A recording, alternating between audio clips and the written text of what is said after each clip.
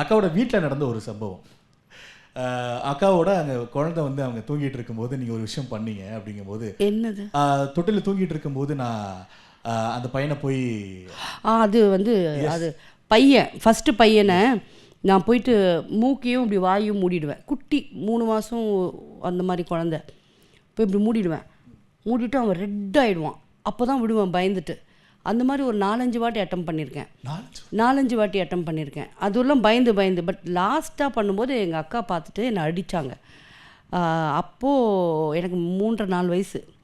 அடித்தப்போ எங்கள் அக்கா வீட்டுக்கார் வந்து, அடிக்காத குழந்தைய, நீ உனக்கு குழந்தை பிறக்கிறதுக்கு முன்னாடி இவ்வளோ அன்பு அந்த குழந்தை மேலே செலுத்தினதால தான் அது இப்போது அதனால் அந்த குழந்தைய ஏற்றுக்க முடியல.